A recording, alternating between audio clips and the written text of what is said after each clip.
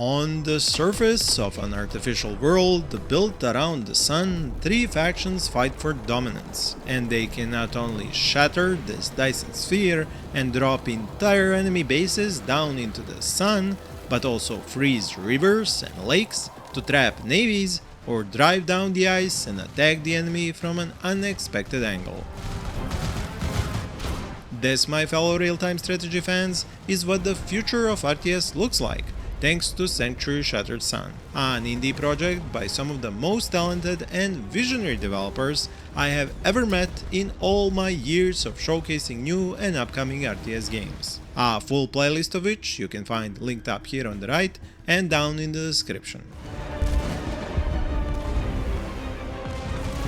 I have to thank these developers at Enhearten Media not just for their incredible effort in what amounts to adding real-time Levolution to the RTS genre and pushing the envelope further than ever before, but also for this incredible access to not one, but 3 working demos of Sanctuary Shattered Sun.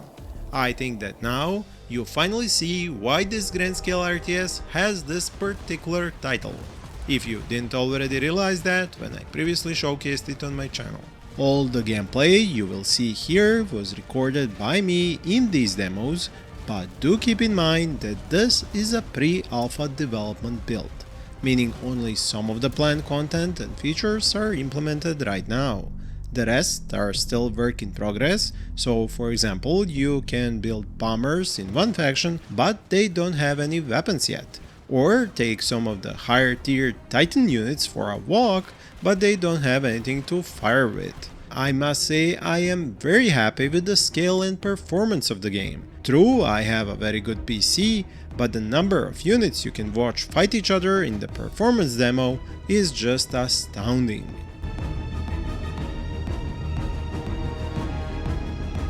As I explained in my previous showcases of Sanctuary Shattered Sun, this game is based on a system of progressive technological tiers, like some of the most well-known games of the Grand RTS strategy subgenre, Supreme Commander or Total Annihilation. It also features the Commander robot as well as a streaming economy made up of alloy and energy. This part of the gameplay is what I tested the most in the third demo called Survival, and with all 3 available factions, EDA, Guard and Chosen. I have talked about their story and lore in my previous videos on Sanctuary, linked up here and in the description below, so I will concentrate on the base building and unit combat gameplay in this one. Once you choose the faction, you can pick a difficulty level, and let me tell you, not knowing the game, what works, what is a work in progress and how much what costs, ended up with me failing on even the medium difficulty very fast. So I ended a few attempts with each faction and settled on EDA on easy. Even the fog of war in this game is still a work in progress, so it is off by default, but I turned it on to simulate more realistic looking gameplay. There is no dark shadow in this game, so you can see the whole map, but not the buildings and units until you have line of sight on them. The Commander unit and the Engineer have similar construction options, but movement speed is much higher on the Engineer, so it is the Constructor unit you want to use to build alloy extractors on extraction points marked in yellow around your base and across the map. The Commander unit I use here to construct additional energy generators, which I place around the land factory building, because each one shows a visual connection to it, and that means it will boost its production output. These are all tier 1 buildings. From my limited experience, I learned that I needed to set up columns or rows of these generators before new factories to be able to hook them up immediately and use the space efficiently. There is also a matter of storing overflowing resources in silos of sorts, and that is another type of a building you can locate in the building UI menu at the bottom. The different colors represent is a building connected to the land production building chain or the air one. Once you set up all the alloy extractors in your immediate vicinity, you start to do so around the map, and can queue up these build orders, adding even movement orders in between. And of course, use keyboard shortcuts to choose buildings as they are marked at their card in the build menu. New engineers are produced at the land factory I started with and needed to start constructing defensive works around the base, as the survival mode doesn't give you a lot of time to prepare for the first enemy wave. Since everything in Sanctuary is on massive scale, a really cool building I became fond of constructing early on is the engineering station, which once built becomes a stationary constructor itself, which has a limited building menu and an equally limited build and repair range. The icons that show up when you zoom out give a wealth of information, because they don't just have different colors, but also shapes and special signs or letters written on them to make it easier for the player to figure out what they are, even when totally zoomed out. You can see each construction unit's range as the yellowish ring around them, and you get a similar ring once you complete the engineering station. Sanctuary Shattered Sun, of course, comes with a radar building, which I will let the station construct, and a host of stationary defenses on each tech tier. If you play Beyond All Reason or 0K or Subcom to this day, you will be quite familiar with this kind of base building gameplay. From what I understand, you might just be a bit overwhelmed, because in this game there will be up to 5 tech tiers. All the advanced movement, patrol, unit selection, attack and similar command and control systems will also be implemented, and later in the gameplay I will show you the initial unit formation commands. The full game will feature land, air and naval units, including massive Titan units with many very destructive weapon systems. But to get to those, you have to upgrade your buildings level by level. But interestingly enough, in Sanctuary Shattered Sun, at least currently, you can produce previous tiers of units even in an upgraded building. Economy buildings like alloy extractors and energy generators are also available in different sizes in different tech tiers. Extractors themselves are upgradable, while second tier engineers construct second tech level generators, along with better and stronger defensive turrets.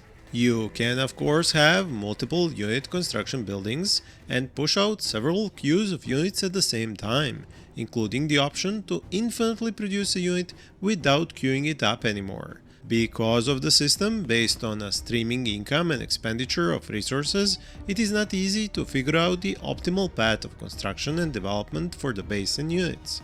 But it is something you learn with repeated attempts and long-term experience with the game. I personally love the fact how much care was put into the design of the base buildings and their animations by the developers, especially considering the different types of units which are built and all the different sizes by their tech tier. Some might say this is a grand scale RTS and you will spend most of the time zoomed out, unable to enjoy these animations.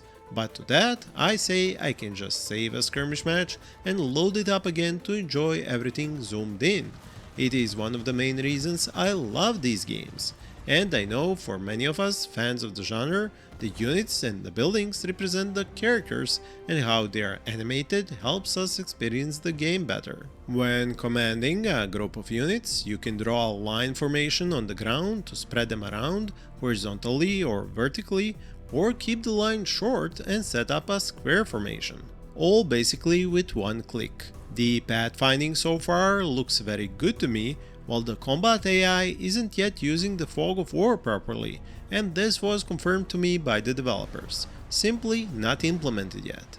This is why I had to use the attack order with my unit formation to attack enemy artillery units which were attacking my base from the south, where they spawned in this survival game mode. The combat animations and weapon effects are also still a work in progress, so don't be surprised when you don't see bullets or shells connect visually or units blowing up properly.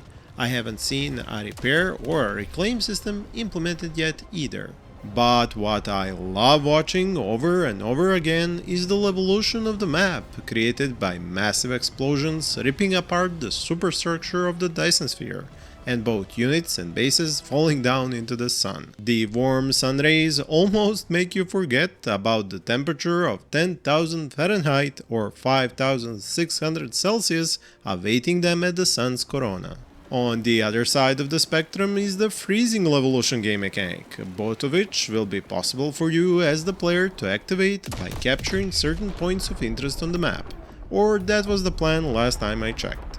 This is one part of the game which will most definitely change often as the right gameplay balance is achieved. Back on the survival demo and on the easy difficulty, I was able to get a big enough base going, even upgrading my defenses with energy shields built by the tier 2 engineers. These can soak up a lot of incoming damage, but don't cover a lot, which is why I tried to set them up above and around my highest tech turrets. In this playthrough with the EDA faction, I also built up a sizable army, mixing tier 1 and tier 2 land and air units. And I must admit, sending them into battle was very easy, and I loved how they spread out well even on the attack, not bunching up into hard to control blobs like in many games of the genre. My favorite unit quickly became the tier 2 gunships because of their quick response time to enemy artillery units, which were the bane of my alloy extractors across the map. Soon enough, I was up to 4 unit factories and having a decent economy to supply them with enough energy and alloy to keep producing units and reach higher enemy wave levels. My base defenses started looking like a forest of tier 1 and 2 turrets as well as turned off shields, because I was unable to provide all my shield towers with enough stored energy to keep them operating continuously. Something to practice on in the future, but I did get the hang of connecting the energy generators to all the factories for the extra boost to production. The game feels alive due to all the animations and continuous production, and I think the developers nailed this part of the look and feel of a grand scale RTS game. Do share your thoughts and impressions down in the comments. When the end came for my run, it came knocking with a big gun. One of the massive titans showed up and gunned down basically my entire army, save for the gunships, because apparently it had no anti-air guns. Making this another survival mode where the Air Force rules, like in the previous RTS survival game mode I showcased recently on my channel, linked up here on the right. Ultimately, I did manage to take down this titan at the foot of my base, getting a nice explosion out of it. But it stripped away most of my defenses and I was an open book to next enemy waves. Surprisingly enough, another titan showed up in wave 16 and I knew it was over. And they called this the easy mode. It was only fitting that I finished this playthrough with an angry red error message in the middle of the screen showing you just how early alpha this build of Sanctuary Shattered Sun is. Do remember to follow its Kickstarter page, wishlist it on Steam, and I wish you all happy gaming.